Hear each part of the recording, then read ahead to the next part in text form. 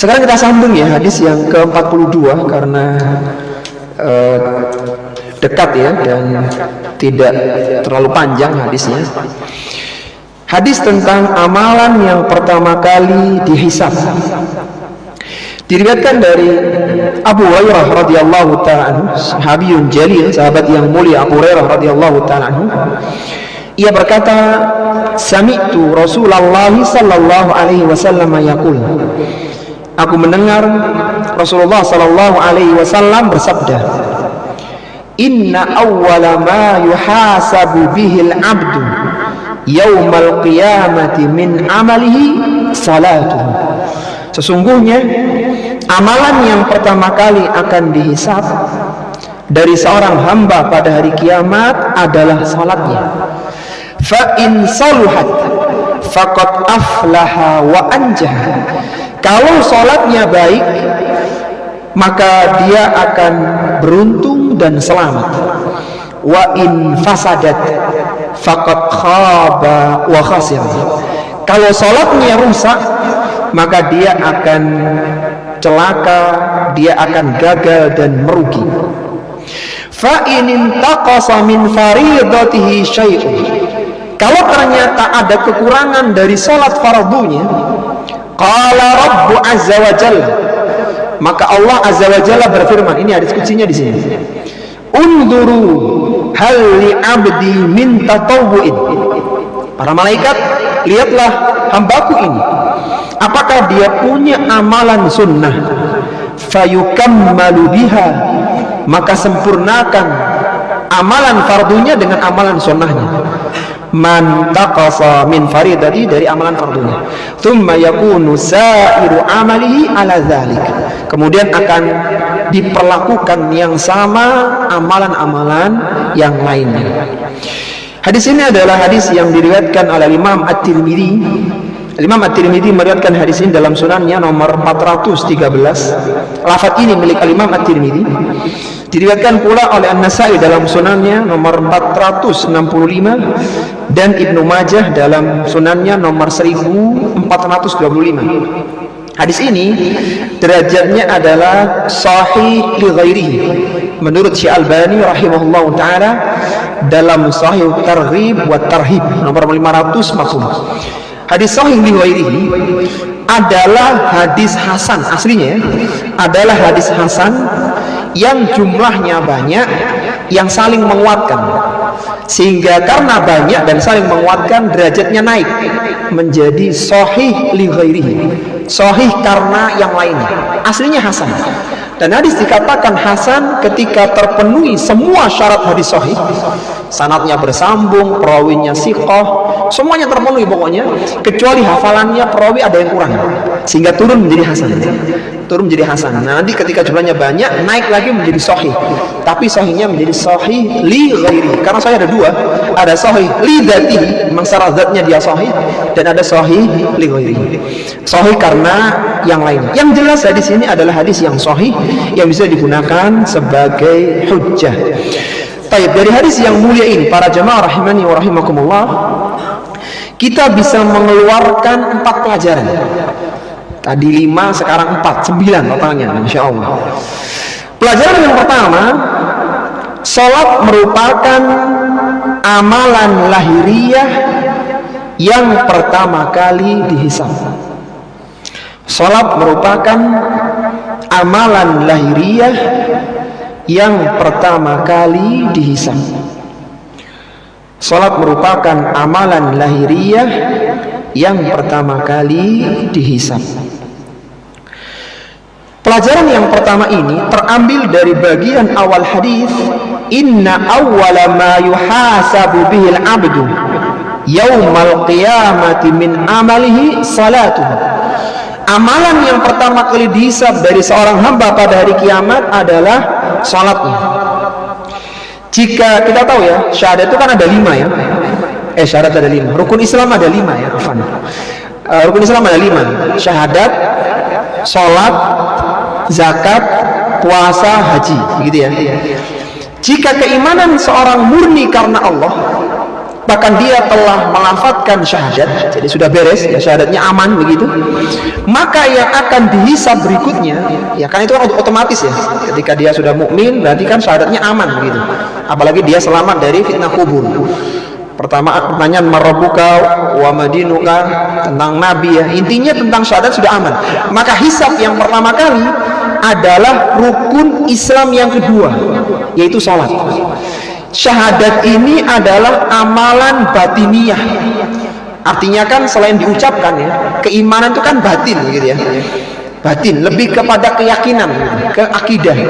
Sedangkan amalan lahiriah yang praktek adalah sholat yang pertama, selain zakat, puasa, dan juga haji. Sehingga amalan yang pertama kali dihisab kalau orang itu imannya sudah bagus adalah sholat. Karena sholat adalah tiang agama, sholat adalah amalan yang berulang kali dilakukan, sehari 5 kali.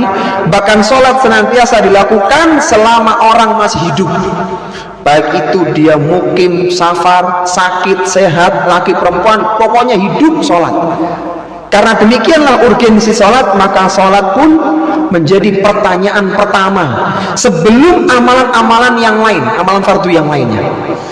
Itu amalan zahir, amalan lahir, amalan lahir ya. Rukun Islam yang pertama setelah yang syahadat ya, maka sholat. Adapun amalan hamba yang berkaitan dengan kesyukuran, tadi kan amalan ibadah ya. Sekarang amalan hamba terhadap kesyukuran. Kan hamba ini bisa hidup dengan nikmat Allah Subhanahu wa taala. Maka kesyukuran hamba akan ditanya pertama kali oleh Allah Subhanahu wa taala. Dalam sisi syukur enggak sih hamba ini? Kalau kan ibadah enggak tuh hamba, itu sholatnya.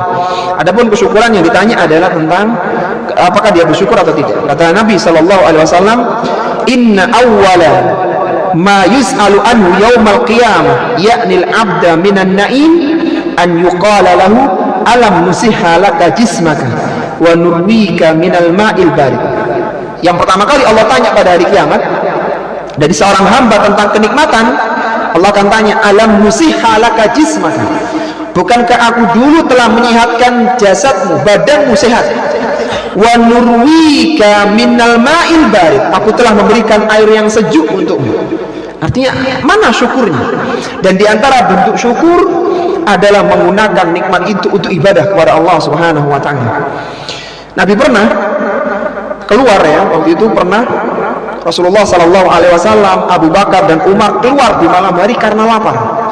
Kemudian ada salah seorang sahabat yang menjamu makan malam dan mereka makan hingga kenyang.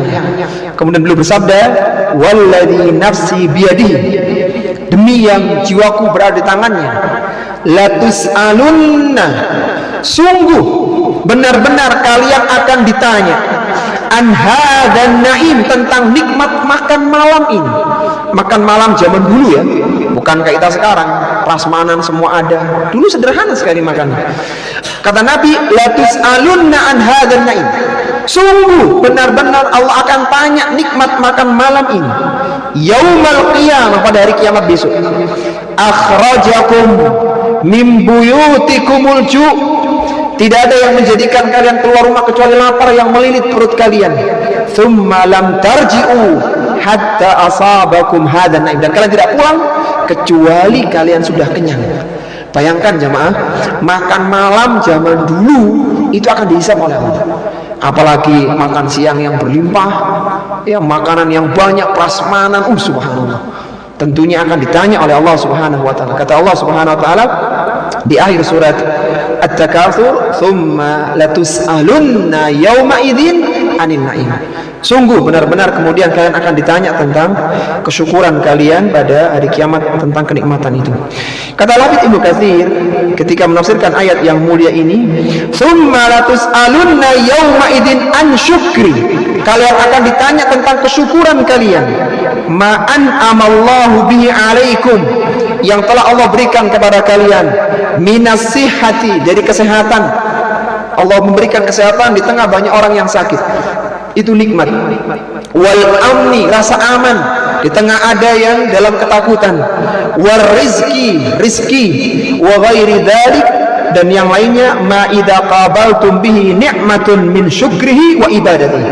Apakah nikmat itu telah disyukuri dan telah digunakan untuk beribadah kepada Allah Subhanahu wa taala.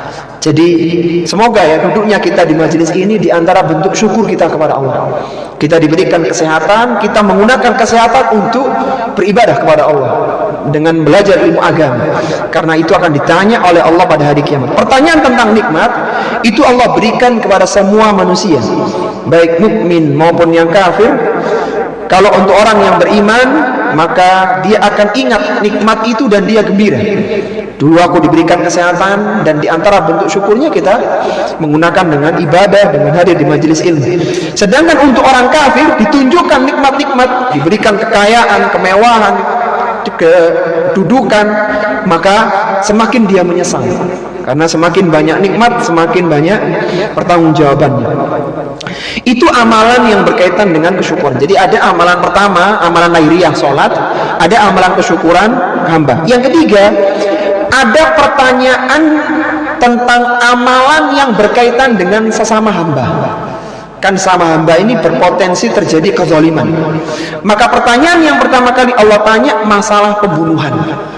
Zalim yang besar adalah ketika seorang melakukan pembunuhan. Kata Nabi sallallahu alaihi wasallam, "Awwalu ma yuqda bainan nas yaumal qiyamati fid dima." Yang pertama kali Allah putuskan di antara para hamba pada hari kiamat adalah tentang masalah darah. Jadi pembunuhan tidak akan Allah biarkan sampai hari kiamat. Allah akan sidang pertama kali kedoliman itu. Kenapa dibunuh? Kenapa melakukan pertumpahan darah? Jadi ada tiga amalan yang pertama ditanya. Sholat ketika konteksnya adalah amalan lahiriah, kemudian kesyukuran nikmat, dan masalah darah kalau konteksnya itu adalah sama hamba. Antara hamba dengan Allah yang Allah tanya sholat, antara hamba dengan hamba yang Allah tanya masalah darah, masalah pembunuhan. Kemudian pelajaran yang kedua, anjuran untuk menjaga sholat fardu. Anjuran untuk menjaga salat fardu. Anjuran untuk menjaga salat fardu. Disebutkan dalam hadis tadi, fa in saluhat faqad aflaha wa anjaha. Kalau salat fardunya baik, maka dia beruntung dan selamat.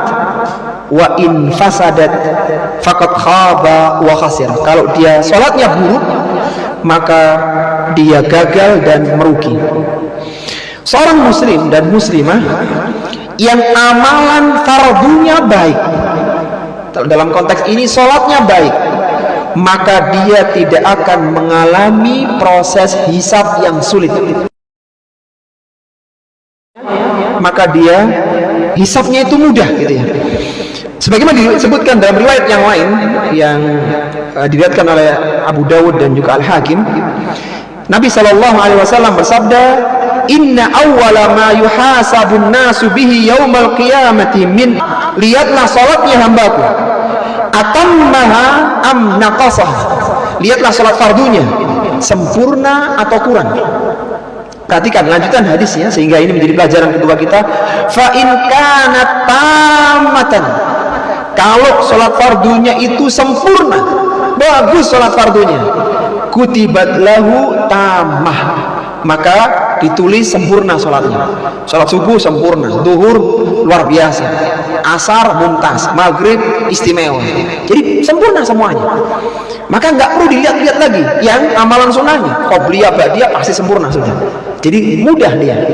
Wa in kana taqasa minha syai'an. Kalau ternyata salat fardunya kurang, subuhnya kurang, kesiangan, duhurnya apalagi, asar kelewatan, banyak masalah, maka Allah baru bertanya, unduru hal li abdi min tatawun. Coba lihat, hambaku punya amalan sunnah enggak? Fa in kana lahu tatawun, qala, kalau ada amalan sunnah, atimmu li abdi faridatahu min tatawui, maka sempurnakanlah amalan fardu itu dengan yang sunnah. Thumma tu'khadul a'malu ala dzalikum. Kemudian diperlakukan yang sama di amalan-amalan lain. Jadi selain sholat juga dilakukan hal yang sama.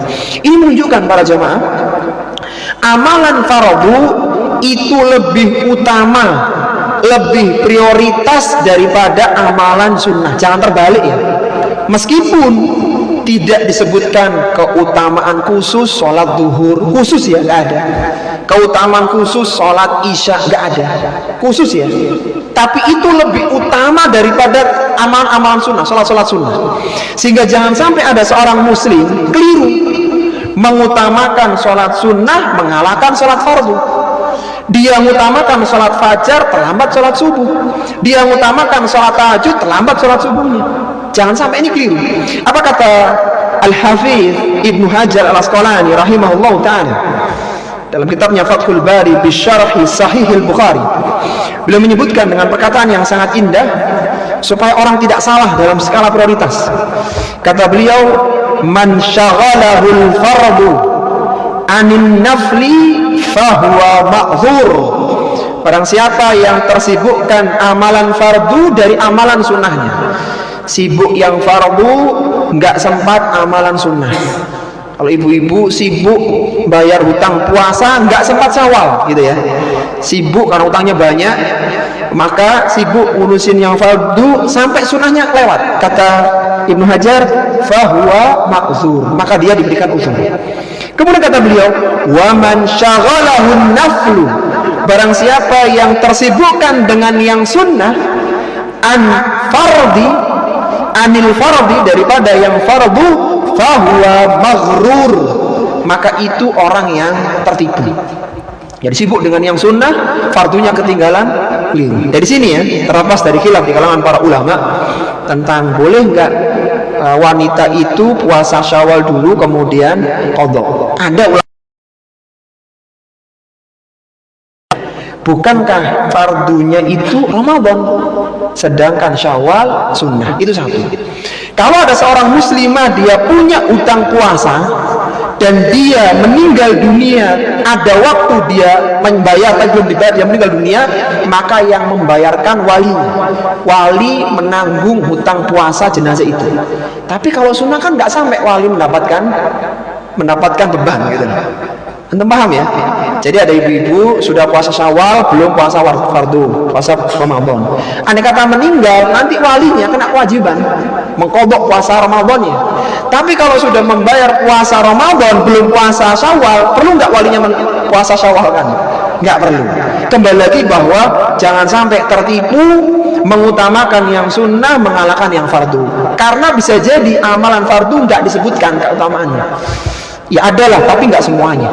Tapi yang jelas kita harus tahu, seutama-utama amalan sunnah lebih utama amalan fardu. Seutama-utama puasa Syawal lebih utama Ramadan. Seutama-utama sholat sunnah fajar qobliyahnya lebih utama sholat subuhnya. Jangan kebalik. Sholat fajar di rumah nyampe masjidnya salam, terlambat. Keliru ini. Harusnya utama sholat subuh ya. Jadi kembali lagi skala prioritas ya. Meskipun kita berusaha fardu dapat, sunnah dapat. Tapi kalau fardunya aman, Allah nggak tanya lagi sunnahnya. Kalau sunnahnya aman, ini yang akan melengkapi fardunya gitu. Jadi utamakan yang fardu, jangan tertipu mengutamakan yang sunnah di atas yang fardu. Kemudian pelajaran yang ketiga, amalan sunnah akan menyempurnakan kekurangan amalan fardu. Amalan sunnah akan menyempurnakan kekurangan amalan fardu. Amalan sunnah akan menyempurnakan kekurangan amalan fardu. Pelajaran yang ketiga ini terambil dari potongan hadis, fa in taqasa min fardatihi syai'un. Kalau ada kekurangan dari amalan fardunya, qala rabbu azza wa jalla unduru hal li 'abdi min tatawwu'in. Allah berfirman ke malaikat, lihat apakah hambaku punya amalan sunnah, fayukammalu biha man taqasa minal fariḍah. Maka sempurnakanlah amalan fardu itu dengan amalan sunnahnya. Ini juga mengingatkan kepada kita anjuran untuk melakukan amalan sunnah, memperbanyak amalan sunnah, terutama setelah amalan fardu ya. yang jelas setelah amalan fardu begitu ya. Jadi kita dianjurkan memperbanyak amalan sunnah seperti sholat sunnah, sedekah sunnah, haji sunnah. Ya kita dianjurkan. Kenapa ya? Karena amalan itu akan menyempurnakan kekurangan dari amalan fardu. Amalan fardu itu apa aja sih? Sholat, zakat, puasa, haji bagi yang mampu. Ada enggak yang fardu lain? Yang fardu lain? Enggak ada. Ini kan bagian dari rukun Islam kan?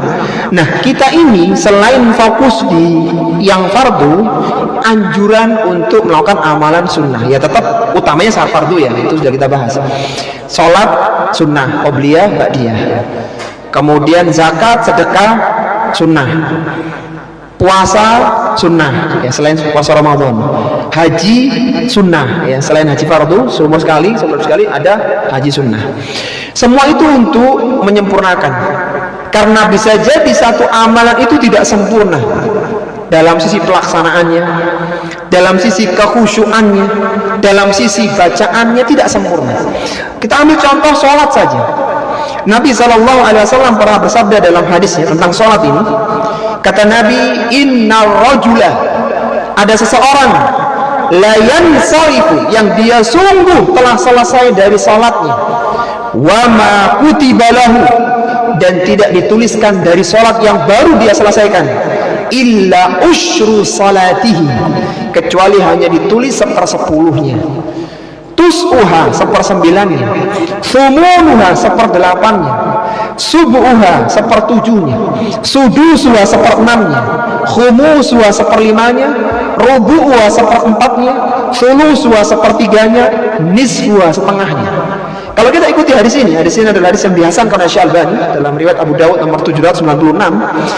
Ini menunjukkan bahwa paling mentok seorang itu dapat setengah dari pahala asli sholat itu. Artinya banyak orang yang sholatnya kurang khusyuk, kurang bagus, bacaannya kurang fasih, macam-macam, kurang lama, macam-macam. Intinya sholat aja banyak kekurangan. Makanya kita butuh sholat sunnah, gitu, sholat sunnah dan yang lainnya. Tapi yang menjadi pembahasan para ulama syura adalah amalan sunnah seperti apa yang bisa menyempurnakan amalan fardu. Kan kita sepakat tuh, amalan sunnah bisa menyempurnakan. Pertanyaannya, sunnah yang seperti apa? Sunnah yang akan menyempurnakan, yang pertama adalah amalan sunnah yang sah. Ya kalau amalan sunnahnya nggak sah, ya gimana mau menyempurnakan? Zakatnya nggak sempurna, sedekahnya riya, ya sedekah pengen dipuji, disanjung, tulis nomor 1 paling gede nominalnya, oh nggak sah ini, gimana mau menyempurnakan gitu loh, ini aja bermasalah gitu. Pastikan amalan sunnahnya sah, itu yang pertama, karena kalau nggak sah ya nggak bisa menyempurnakan. Kemudian yang kedua ada khilaf dalam 3 pendapat ulama. Pertama, amalan yang bisa menyempurnakan amalan fardu, amalan sunnah yang bisa menyempurnakan amalan fardu jika satu kelompok dengan amalan fardu. Jadi sholat subuh penyempurnanya hanya sholat fajar, hanya karena kelompoknya itu. Sholat duhur penyempurnanya qobliyah dan ba'diyah duhur, hanya. Maksudnya kalau ba'diyah asar, qobliyah asar nggak bisa, apalagi isya kejauhan. Jadi pendapat pertama hanya yang sekelompok. Nanti isya sama, kalau isyanya nggak sempurna segera ba'diyah, karena ba'diyah maghrib nggak bisa menyempurnakan gitu. Intinya sekelompok. Kalau puasa Ramadan berarti kelompoknya mana nih? Ikut Sya'ban atau ikut Syawal? Pokoknya itulah sekelompok lah. Jadi yang jelas Arafah nggak bisa kejauhan menyempurnakan Ramadan. Itu pendapat pertama. Jadi dia harus sekelompok baru bisa menyempurnakan dengan catatan sah amalannya. Kemudian pendapat yang kedua adalah amalan yang sejenis. Sholat dengan sholat, puasa dengan puasa, zakat dengan sedekah, sejenis. Jadi kesalahan sholat subuh bisa ditutup dengan ba'diyah zuhur, kan sejenis, sama-sama sholat, karena tadi qobliyahnya ketinggalan, adanya zuhur, nah bisa lah. Pokoknya sama-sama sholat gitu ya. Bahkan sholat subuh disempurnakan dengan sholat isyraq, bisa. Pokoknya sama-sama sholat. Jadi yang sejenis, tidak harus sekelompok. Pendapat yang ketiga adalah yang penting amal solih, meskipun nggak sekelompok, meskipun nggak sejenis. Jadi misalnya sholatnya kurang, sholat subuh kesiangan, ba'diyah diqodho, qobliyahnya diqodho ya, qobliyah subuh itu isyraq kerjakannya, duhur sudah hampir asar, udah mu'alai gitu ya. Jadi pokoknya kurang semuanya lah gitu. Tapi puasanya masya Allah mumtaz, sahurnya pakai kurma bagus. Puasa sunnah ya, itu menyempurnakan sholat. Pokoknya semua amal sholih menyempurnakan. Puasa menyempurnakan sholat, sedekah menyempurnakan puasa, kayak gitu bisa. Tapi itu ada 3 pendapat ya. Jadi sekelompok, sejenis, semua amal sholih bisa. Amal sholih ya, bukan amal yang lain. Mana pendapat yang kuat? Kalau kita lihat dalil yang paling kuat pendapat kedua. Antum lihat tadi, ketika Allah menyebutkan sholat, lihat tatawu'nya. Tatawu' ya kalau kita perhatikan ya tatawu'nya sholat. Jadi kami cenderung amalan sunnah yang menyempurnakan amalan fardu jika amalan sunnah itu sah dan sejenis itu akhirnya. Meskipun ada khilaf ya, ada khilaf. Tapi kalau kita lihat sejenis lebih tepat. Sholat dengan sholat, puasa dengan puasa. Begitu meskipun tidak harus sekelompok. Sehingga kita juga dianjurkan untuk sedekah sunnah, untuk nutup zakat ya. Kemudian sholat sunnah untuk nutup sholat fardu. Demikian haji sunnah untuk menyempurnakan haji yang fardu. Kemudian pelajaran yang keempat, yang terakhir, amalan selain sholat juga akan dihisab. Amalan selain sholat juga akan dihisab. Amalan selain sholat juga akan dihisab. Baik, kita ulang dulu jemaah sebelum kita bahas poin yang terakhir ini, pelajaran terakhir. Apa tadi pelajaran pertama? Sholat merupakan amalan lahiriah yang pertama kali dihisab. Yang kedua, anjuran untuk menjaga amalan fardu. Yang ketiga, amalan sunnah akan menyempurnakan kekurangan amal fardu. Syaratnya apa tadi? Amalan sunnahnya sah dan sejenis ya, sejenis itu yang kita kuatkan. Kemudian yang keempat, amalan selain sholat juga akan dihisab. Iya, jadi jangan berpikir sholat beres, yang lainnya pasti beres. Bentar dulu, ada terusannya di situ. Disebutkan di al-hadits, "Tsumma yakunu sa'iru amalihi ala dzalik." Kemudian diperlakukan yang sama di amalan lain. Jadi nggak berhenti di salat loh. Ternyata amalan lain pun juga dilakukan hal yang sama. Apa maksudnya? Maksudnya zakat, dilihat zakat fardunya, zakat mal, zakat fitri. Kalau ternyata kurang, lihat sedekahnya. Kemudian puasa, dilihat lagi. Kalau puasanya bagus, selesai. Kalau puasanya kurang, lihat puasa sunnahnya. Demikian pula haji, intinya prosesnya sama. Jadi tidak sholat untuk semuanya, tapi masing-masing amalan fardu akan dihisab. Allah berfirman dalam Al-Quran di surat Al-Ghasyiyah, "Tsumma inna alaina hisabahum." Sesungguhnya kewajiban kami menghisab mereka. Jadi hamba itu ketika melakukan amalan dicatat malaikat. Tadi kita bahas hadis 41. Kemudian nanti dihitung, dilihat, oh ini sholatnya nggak pas, oh ini keliru, ada nggak disempurnakan, disidang sampai nanti ada keputusan surga atau neraka. Jadi semua amalan lain itu juga dihisab. Meskipun demikian, ada 70.000 dari umat Muhammad sallallahu alaihi wasallam yang masuk surga tanpa hisab sholat, tanpa hisab yang lain, dan tanpa adab. Dan semoga kita semua termasuk di dalam 70.000 itu. Sebagaimana kata Nabi, sebagai penutup ya, kata Nabi, "Uridat alayyal umamu." Ditampakkan kepadaku umat, fa akhadhan nabiyyu yamurru ma'ahu al-umam. Ada nabi yang punya satu pengikut, wal nabiyyu yamurru ma'ahu nafar. Ada nabi yang punya sekelompok pengikut, wan nabiyyu yamurrul asyarah. Ada nabi yang pengikutnya cuma 11-nya nabinya. Wan nabiyyu yamurru ma'ahul khamsah. Ada nabi yang cuma 5-6 nabinya. Wa yamurru wan nabiyyu yamurru wahdah. Ada nabi sendirian. Pengikut enggak, follower enggak ada, sendirian nabi. Macam-macam. Kemudian kata Rasulullah sallallahu alaihi wasallam, "Fa nadhartu fa idza sawadun katsirun." Dan kemudian aku melihat ada sawadun, ada hitam yang besar. Qultu ya Jibril, haula'i ummati. Apakah ini umatku? Kata malaikat Jibril, la walakin dhuru ilal ufuqi. Tapi lihat di ufuk sana, tempat matahari. Fanadhartu fa idza sawadun katsirun, dan aku melihat kelompok yang lebih besar lagi, hitam yang besar lagi. Qala haula'i ummatuka, itu adalah umatmu. Wa haula'i, dan di antara mereka sab'una alfan qaddamahum la hisaba alaihim wala adzab, dan di antara mereka ada 70.000 yang masuk surga tanpa hisab dan tanpa adab, tanpa ditanya sholatnya, tanpa ditanya zakat puasanya, dan tanpa diadab di kubur maupun di neraka. Kemudian qultu walima, kata Nabi, kenapa mereka seperti itu, apa amalannya? Qala kanu la yaktawun, mereka tidak berobat dengan kei. Jadi kei itu besi panas yang dicoskan di kulit, biasanya untuk penyakit kulit, jadi dicos begitu. Wala yastarqun, mereka tidak minta ruqyah. Jadi kalau mereka sakit, mereka melakukan ruqyah fardiyah, ruqyah mandiri, tapi tidak minta di ruqyah orang lain. Wala yatatayyarun, mereka tidak tatoyur. Tatoyur itu perasa sial, ini tanggal sial, ini hari sial, melihat ini nanti ada kesialan. Nah itu nggak boleh, harusnya tafaul, kita ini optimis, ini tanggal baik, ini hari baik, bulan baik, harusnya begitu. Mereka tidak tatoyur.